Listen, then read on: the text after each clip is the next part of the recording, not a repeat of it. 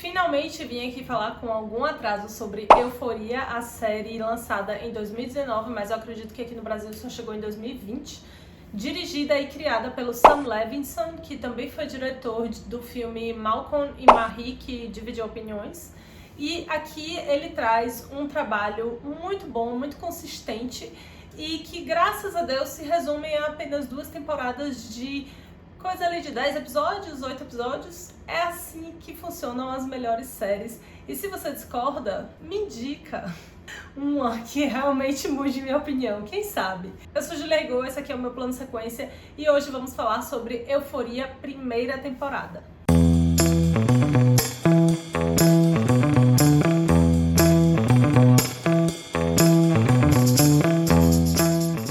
A série conta a vida de cerca de 7 jovens ali de uma mesma escola, mais ou menos no período do ensino médio, e tem um aluno principal que é a protagonista, que é a Rue, interpretada pela Zendaya.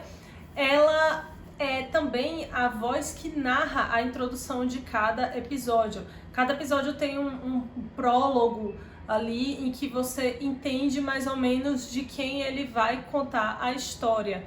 A gente acompanha os dramas de cada um daqueles jovens. Eu me sinto tão velha falando daqueles jovens, mas enfim, são...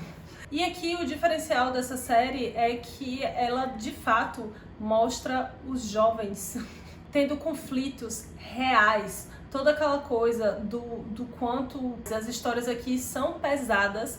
Tem muitas situações de abusos psicológicos que essas pessoas sofreram e formaram o seu caráter. Então a série aposta bastante na ideia do ser humano como produto do meio, e conhecendo os antecedentes de cada personagem, é difícil condená-los ou classificá-los enquanto bom ou mal, já que você entende a história de cada um e o que os tornou aquele produto final. O maior exemplo disso é, acredito que o Nate, ele é um personagem muito emblemático porque, pelo menos pra mim, é muito engajante, já que sempre que ele está em tela eu não sei o que esperar. Provavelmente esperar o pior. É um personagem que você vê ali, quase não vê a fragilidade dele, é uma coisa muito endurecida, muito enigmática e muito triste. É de fato um personagem muito triste, porque ele tem conflitos com a sexualidade, conflitos com a questão familiar e com ele mesmo, com a imagem que ele precisa sustentar sobre ele mesmo. Ele é o típico garotão, bonitão, pegador e tal, mas é incrível como a série consegue quebrar todos esses estereótipos e mostrar o que faz uma pessoa obedecer a esse estereótipo, o que faz ela querer se apoiar nesse tipo de estereótipo para sobreviver, porque é tudo que ele tem e é tudo que ele precisa sustentar para ser reconhecido, seja pela sociedade ou pela família. E nesse caso a gente vê o quanto é importante para ele a aprovação do pai e vê também um pouco dos conflitos do pai refletindo nos conflitos do filho, e quase que uma coisa geracional ali de,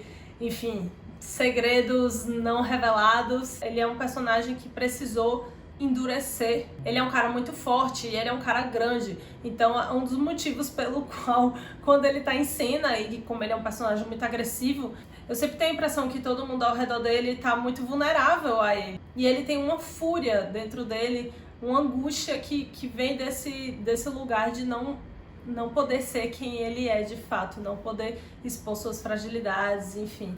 Então a dinâmica com a qual a série vai apresentando seus personagens é muito gostosa de acompanhar, porque sempre que você vê alguém obedecendo a um determinado estereótipo, você tem a explicação do que constituiu aquele ser. Então isso humaniza todos os personagens, independente deles obedecerem àquelas caricaturas da adolescência. Todos eles têm uma humanidade que é demonstrada aqui no prólogo de cada episódio, e todas essas introduções são narradas pela personagem da Rue, que é interpretada pela Zendaya.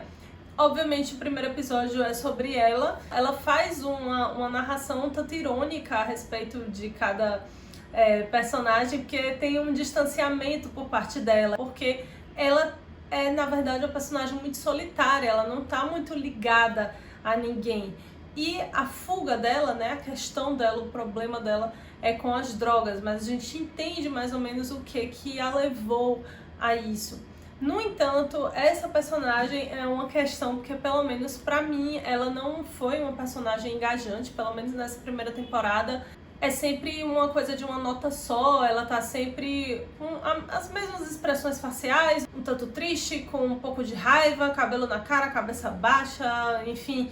É sempre uma coisa muito repetitiva e às vezes, vez ou outra, que ela se abre é pra falar de algum efeito da droga ou alguma coisa que ela buscou no efeito da droga.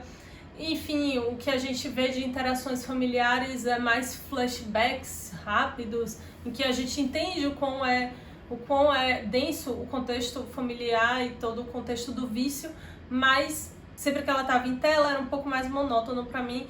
E eu não sei até que ponto isso seja algo indicado do roteiro, eu não acredito que seja um furo de roteiro, é só que eu, pelo menos, não criei muita identificação. Quem pensa diferente, eu gostaria de ver nos comentários, porque foi a minha experiência com a protagonista. No entanto, outra personagem, acredito que as outras duas personagens que me engajaram mais foi a Maddie e a Cassie. Elas são completamente diferentes de qualquer coisa que eu me identifique, mas eu tenho alguma coisa que me chama mais.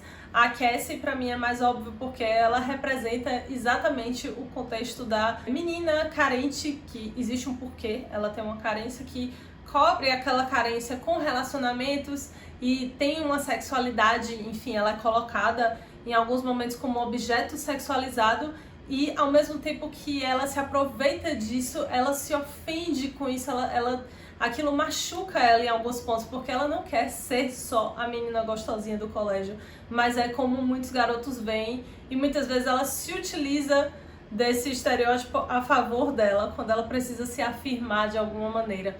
E a Maddie, da mesma forma, só que ela é realmente mais perversa, digamos assim, ela não se vitimiza tanto, ela não deixa as suas fragilidades tão expostas, assim, tão facilmente. Ela é mais vingativa, ela mente, ela em algum aspecto provoca, ela é mais ativa. E a Cassie é muito interessante porque ela mostra a dualidade. Ela faz besteira e ela se sente uma pessoa cruel por isso. Ela é uma personagem muito humana, eu gostei disso.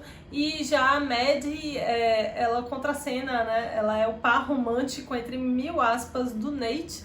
E é muito interessante porque muitas vezes eles jogam o mesmo jogo, então existe toda aquela provocação, sendo que a Maddie, ela é mais braba, ela não deixa as suas fragilidades à mostra tão facilmente, não quer dizer que ela não tenha. Até que quando ela desaba, já causa mais choque. É muito interessante enfim, a dinâmica desses personagens e o quanto eles são quebrados emocionalmente. E assim, essa série é comentada por ser muito explícita, né? Ela tem as cenas de sexo e as cenas de droga, é tudo muito explícito, inclusive as cenas de violência. Eu não esperava, né, pra uma série dessa que houvesse violência explícita, mas todos esses aspectos mais característicos da adolescência, né? Das festas, da droga, da pegação, tudo isso aparece não como um entretenimento, o que deveria ser, mas realmente aparece como uma fuga, como uma tentativa de compensar pelo vazio e pelo fato de que aquelas pessoas estão tão quebradas emocionalmente, estão sem uma referência, que o que eles encontram para se distrair, para tentar se levantar dos conflitos que eles estão passando são essas fugas, são essas rotas de fuga. Então é muito interessante quando você vê isso, que deveria ser um contexto de lazer, como medidas dramáticas a serem tomadas, como tentativa de se anestesiar, de fugir de si próprio, e tudo isso ser demonstrado sem diálogos expositivos. E é claro, existe toda uma escolha de linguagem do audiovisual para isso, e uma marca muito forte são as cores que a direção utiliza. É tudo muito escuro, com uns tons, tem tons de azul e roxo, como, enfim, como é muito comum das festas de música eletrônica, Então, como tem muito o uso de drogas, combina com esse contexto mais psicodélico, mas o que prevalece é a escuridão, é o quanto as luzes são utilizadas para trabalhar com as sombras, e também comunica muito com toda a modernidade. Ele conseguiu pegar várias tendências e colocar músicas da moda que estão presentes, a trilha sonora é excelente. Tem cenas que a música se impõe na cena, ela realmente chega a parecer um videoclipe, e também pela maneira como a câmera, os movimentos de câmera são usados. Tem muito loop, muito tracking, que a câmera vai passando pelo meio das pessoas e de repente tem alguma coisa importante acontecendo atrás ou do lado e a câmera vira como se fosse uma pessoa olhando. Então tem uma filmagem meio expressiva, assim, a câmera fica de cabeça para baixo, e tudo isso tem um porquê, né, de estar sendo aplicado. Às vezes é quando o personagem está justamente tentando se perder, é uma aposta muito no sofrimento, na dor que cada um carrega, e que muitas vezes naquela convivência superficial do dia a dia ninguém tá vendo, mas tá cada um ali com a sua dor.